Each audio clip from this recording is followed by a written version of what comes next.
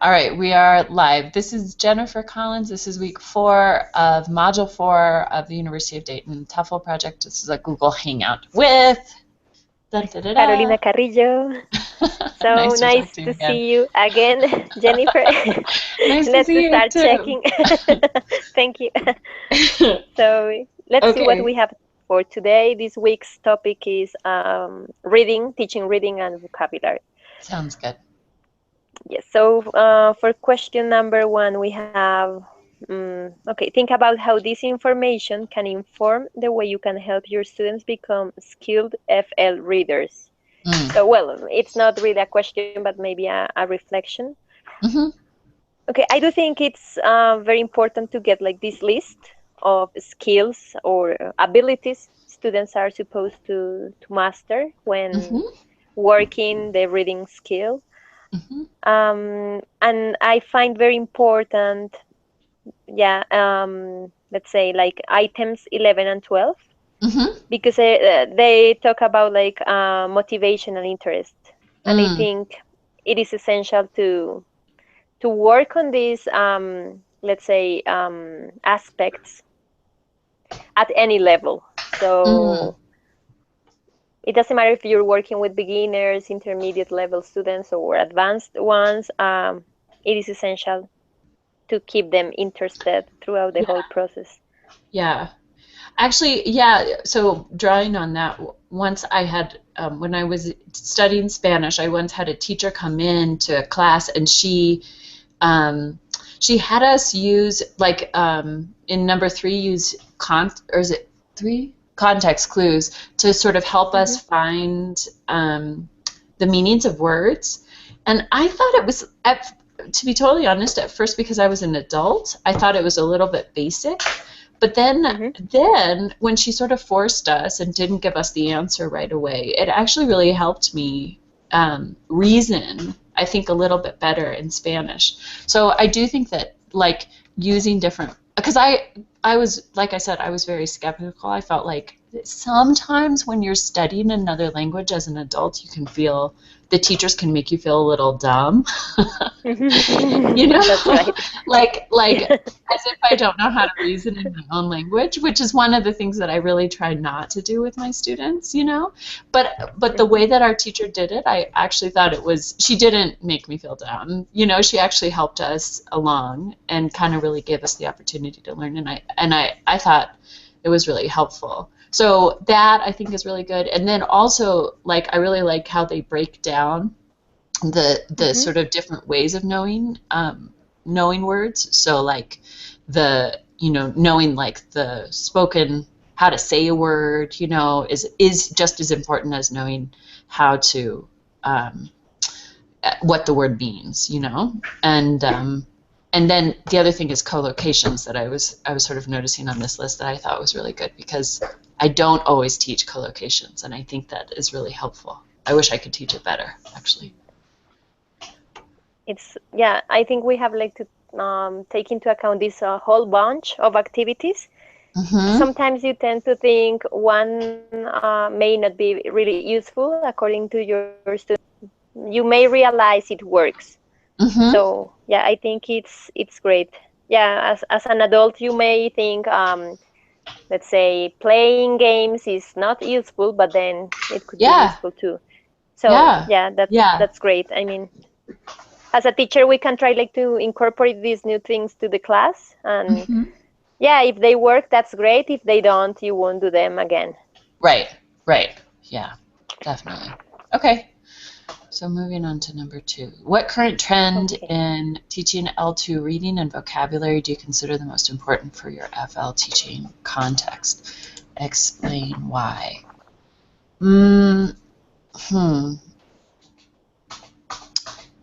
I think I thought that the the sort of like reading, like knowing the text and reading well, like, is really important for mine. So giving students a text and allowing them to figure out vocabulary from that text, I do think that's really helpful for my context, because I'm dealing with adults mostly. I don't usually teach children. I think that's really helpful. What do you think?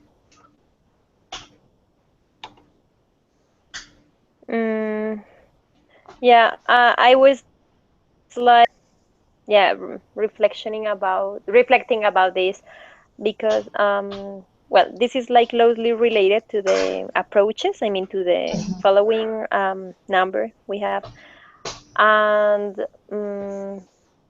I guess when we have like more top-down activities, Mm-hmm. you're giving students or you're providing them with opportunities for creating things. So I Mm-hmm. think it is essential for the basic levels.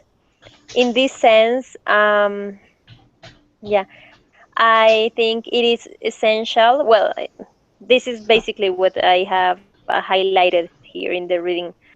Essential knowledge of the language of the text is required before learners can successfully process the L2 reading schema. Mm-hmm. So I think you have like to take into account your students may not have like a very solid background, but at the same time you're supposed to provide them with opportunities Yeah. for making them feel they are doing something with the language. I Yeah. mean, if you go like with beginners, if you work like from a very technical point of view, Mm-hmm. it's going to be boring for them. Yeah. Well, that's what I perceive. I don't know if I was clear, but it's that I was like trying to integrate both, yeah, questions. Yeah. I know. I kind of think I don't know that the current trends are like super obvious in this in this reading, to be totally honest. But yeah, I mean, I think using like sort of integrating reading into your Hmm. into your teaching is really important. So for instance, like if you're going to be teaching a concept, introducing students to a text with the concept, I think is really good, right? So that's Hmm. that's like top down, right? So it's where you don't really say, okay, we're going to study present perfect or something. You give The them a structure, yeah. text. Hmm. You give them a text with that structure, and then you use that to talk about the skill itself or the grammar itself. I think that works best, right? I don't know. What do you Hmm. think? I think so. Yeah. Yeah, and well, of course, interactive will be like, yeah, the latest one, but I think we are more familiar to the previous ones, of Yeah. course. And well, it depends on the nature of the courses, Hmm. on the students you have, their level, everything. Yeah, but Right. yeah, that's right. Right. Exactly. Yeah. Yeah. Um, okay, so I guess we just did three, huh? Mm-hmm. So we move to number 4. How have your conceptions of foreign language, reading and teaching, reading and vocabulary changed?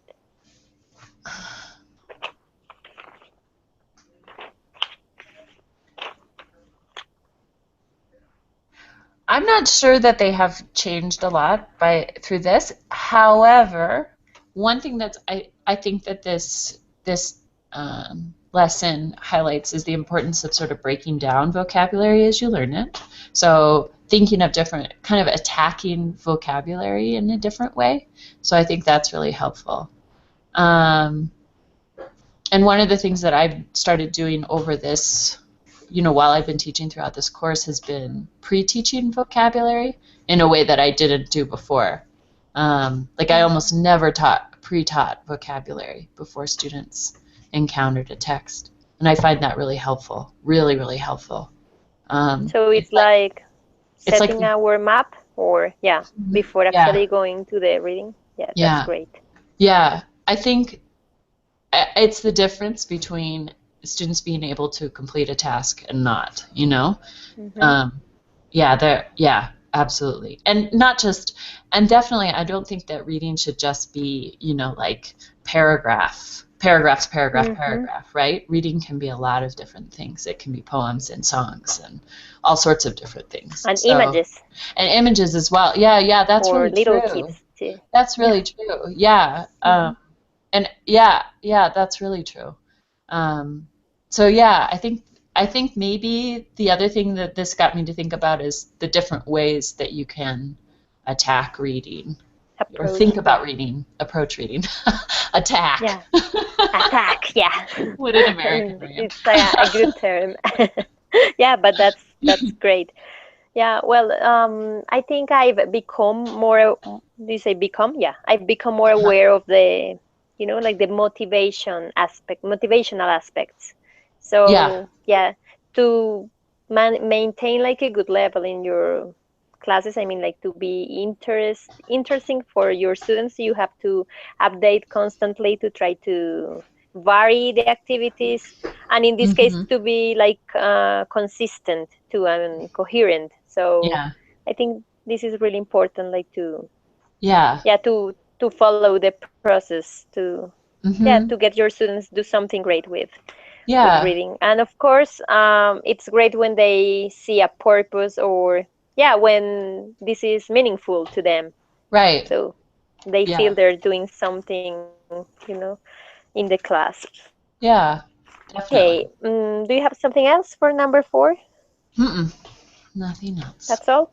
Hmm Okay, so okay, and for number 5, we have to Oh yeah, discuss something about the plan for the teaching practice. right. So, what have you planned for your next Yeah, class? Or I just wanted to open this up because um, okay.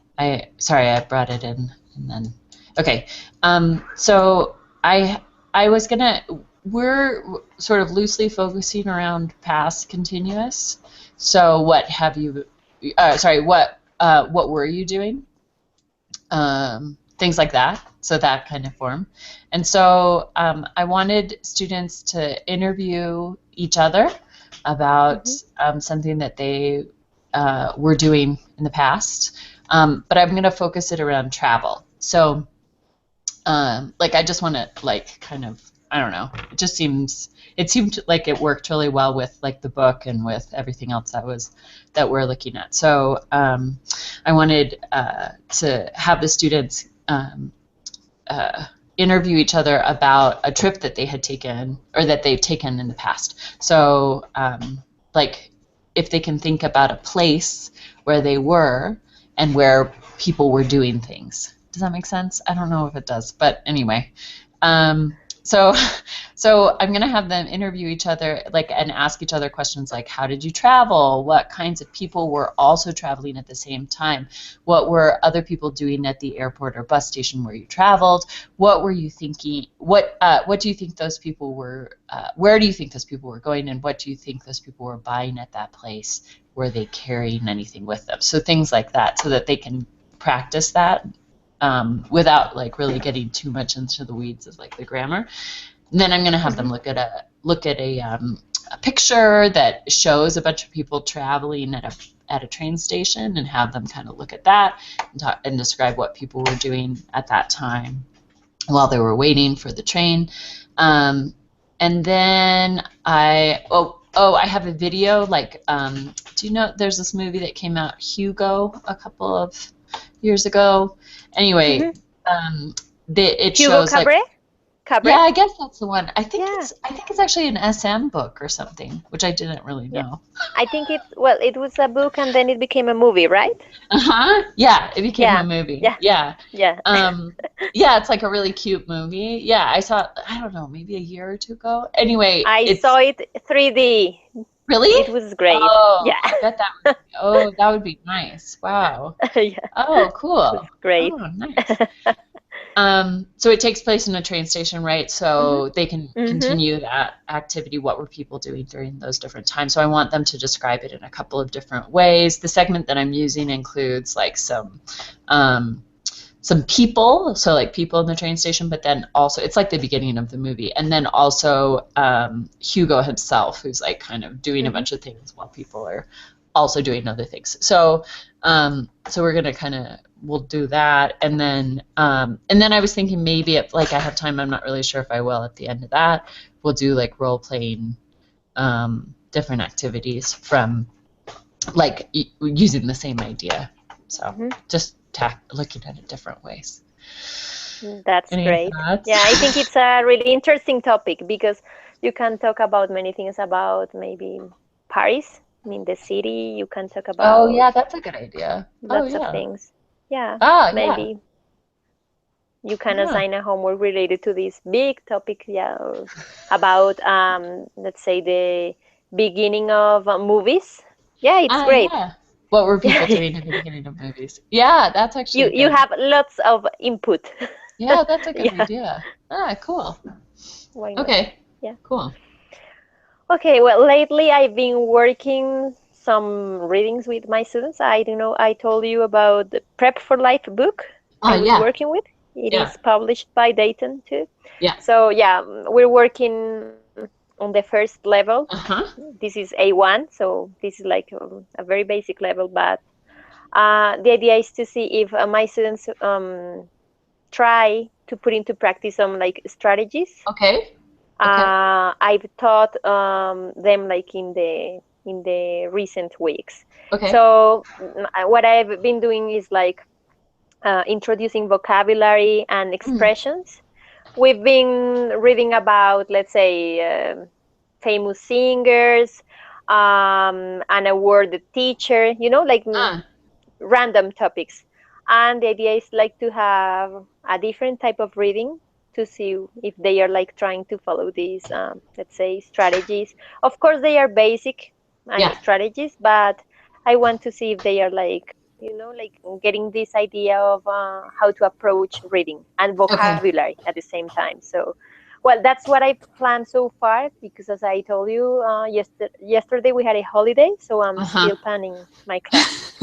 That's that's what I That sounds good. yeah, Yeah, up to now. that sounds that Yeah. sounds nice. Cool. Yeah. You give your class in a couple of days, right? Yeah, I'll be teaching my class on Thursday. Today Okay.